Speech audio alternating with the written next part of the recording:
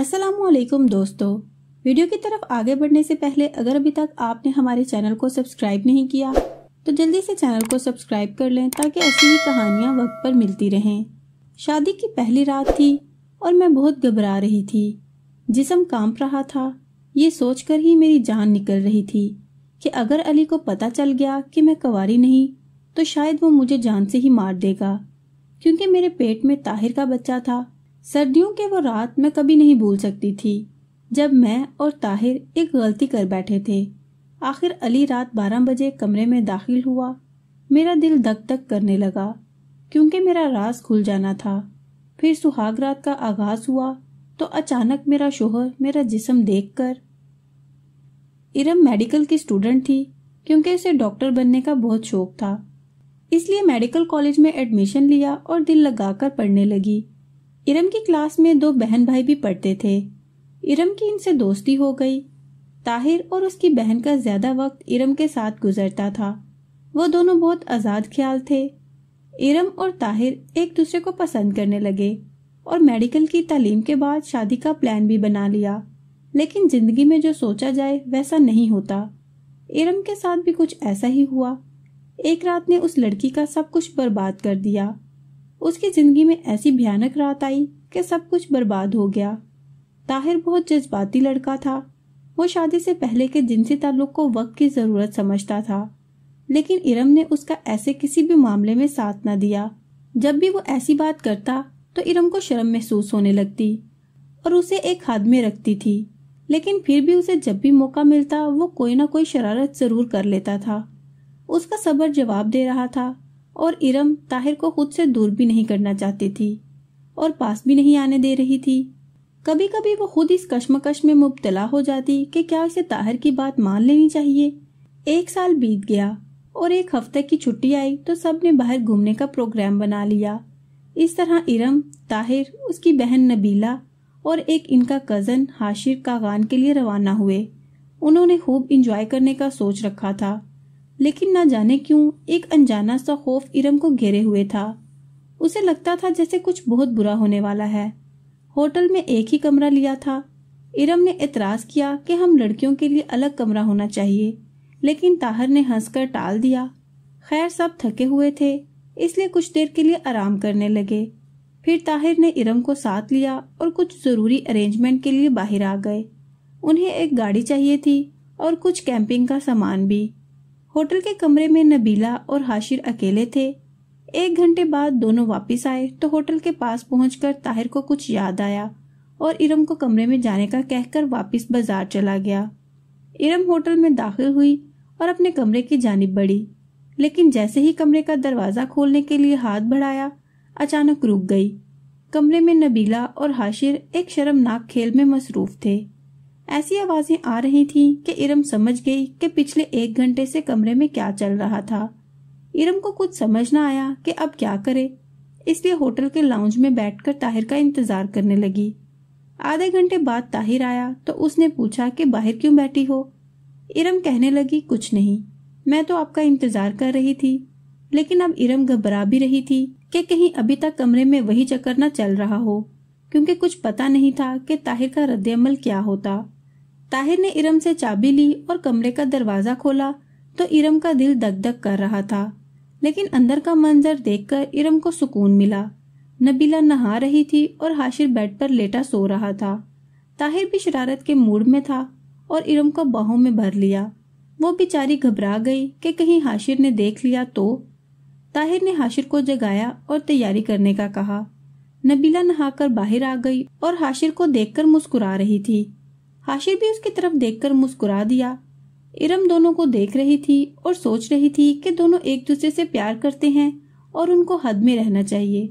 سب نے ناشتہ کیا اور گاڑی میں بلند و بالا پہاڑی علاقوں کی سیر کو نکل گئے۔ موسم بھی اچھا تھا، بارش ہو سکتی تھی، سردی بھی کافی تھی۔ حاشر نے طاہر سے پوچھا کہ کہاں جانے کا ارادہ ہے۔ طاہر نے کوئی جواب نہ دیا اور مسکرا دیا، پھر بولا سب کے لیے سرپرائز ہے۔ طاہر بہت دور نکل آیا تھا۔ چند لوگ موجود تھے جو اب واپس جا رہے تھے۔ حاشر اور طاہر نے گاڑی سے سامان نکالا اور 2 خیمے نصب کرنے لگے۔ ان کا ارادہ یہاں رات گزارنے کا تھا۔ इरम कुछ अपसेट सी थी। वो नबीला के साथ कुछ दूर बैठी खूबसूरत नजारों में खोई हुई थी। अचानक इरम ने नबीला से कहा, तुम हाशिर को कुछ ज्यादा ही ढील दे रही हो। मुझे सब पता है। हमारे जाने के बाद तुम दोनों कमरे में जिस काम में मसरूफ थे ना, उसका अंजाम अच्छा नहीं होना। नबीला ने बेशर्मी की इंतहा करते हुए कहा, क्या बताऊं यार, तुम लोग 1 घंटा और लेट आ जाते। फिर दोनों खिलखिलाकर हंस पड़ी और नबीला ने कहा, डोंट वरी, हाशिर ने प्रोटेक्शन यूज किया था। ताहिर को अपने पास आता देखकर दोनों खामोश हो गईं। फिर सब खैमों में अपना अपना सामान सेट कर रहे थे कि बारिश शुरू हो गई। वो लोग खैमों में दुबक कर बैठ गए। सब ने दोपहर का खाना खाया। तब तक बारिश भी रुक चुकी थी। फिर अपना अपना मुख्तसर सामान लिया और एक पहाड़ी की तरफ बढ़े। हाशिर और नबीला आगे थे और थोड़े फासले पर इरम और ताहिर आ रहे थे। दरख्तों और पौधों की बहुतात थी। नबीला और हाशिर बहुत आगे निकल गए। इरम थक गई और ताहिर से कहा कि कुछ देर सांस ले ले। दोनों एक जगह बैठ गए। ताहिर उसे देखे जा रहा था और सोच रहा था कि इस लड़की को हासिल करने का यही मौका है। वो सिरक कर इरम के पास हो गया। दोनों एक दूसरे के इतने करीब थे कि एक दूसरे की सांसें भी महसूस कर रहे थे। फिर तो सब्र का पैमाना लबरेज पर था। सारे बंध टूट गए और दोनों दीवानावार एक दूसरे को प्यार करने लगे।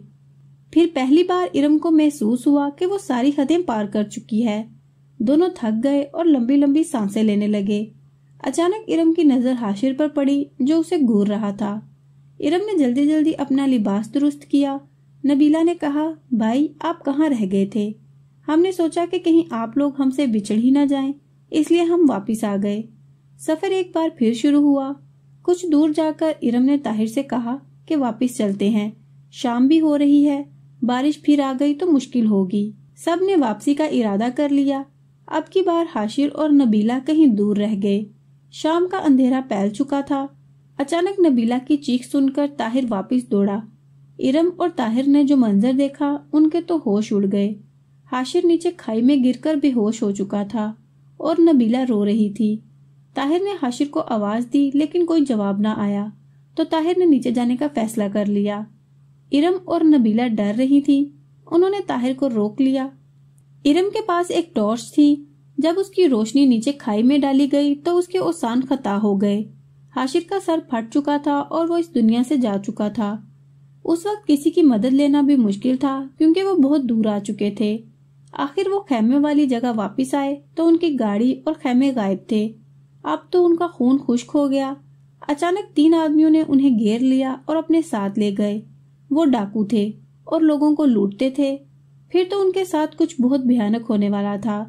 रात हो चुकी थी, सर्दी बढ़ रही थी। वो लोग उनको लेकर एक पुराने से घर पहुंचे जहां एक खौफनाक सूरत वाला मोटा आदमी बैठा था। हसीन और जवान लड़कियों को देखकर उसकी राल टपकने लगी। उसने आगे बढ़कर ताहिर की बहन को खींचकर बाहों में कस लिया। ताहिर का जवान खून जोश मारने लगा। उसने आगे बढ़कर उस मोटे इंसान को एक मुक्का रसीद कर दिया, जिससे उसके जबड़े से खून का फवारा छूट पड़ा। दूसरे ही लम्हे दोनों लड़कियों की चीख निकल गई। एक डाकू ने ताहिर के सीने में 2 गोलियां उतार दी और ताहिर भी मर गया। मोटे सरदार ने नबीला की तरफ इशारा करते हुए कहा, इस लड़की को आज रात के लिए मेरे हवाले कर दो और दूसरे को कमरे में बंद कर दो। नबीला थर थर कांप रही थी, जबकि इरम बेहोश हो चुकी थी। जब इरम को होश आया तो एक कमरे में थी। उसने कमरे का जायजा लिया तो उसकी नजर एक आध खुली खिड़की पर पड़ी। अब इरम के पास 2 रास्ते थे। एक, अगर वो भाग जाती तो जान बच सकती थी, और दूसरा, उनके रहमो करम पर रहती तो वो दरिंदे इसका जो हशर करते, वो सोचकर ही कांप गई। वो जल्दी से उठी और खिड़की से बाहर झांका तो चांद की हल्की सी रोशनी में एक रास्ता नीचे जाता नजर आया। इरम खिड़की से निकलना चाहती थी कि नबीला की दर्द भरी चीखों की आवाज सुनकर इस पर सख्ता तारी हो गया। वो जालिम नबीला की इज्जत से खेल रहे थे। इरम ने जल्दी से बाहर छलांग लगा दी। वो तेजी से इस तंग से रास्ते पर चली जा रही थी। इसका जिस्म अभी तक कांप रहा था और सर्दी भी बढ़ रही थी। वो रुके बगैर चलती रही। आखिर एक सड़क तक पहुंच गई।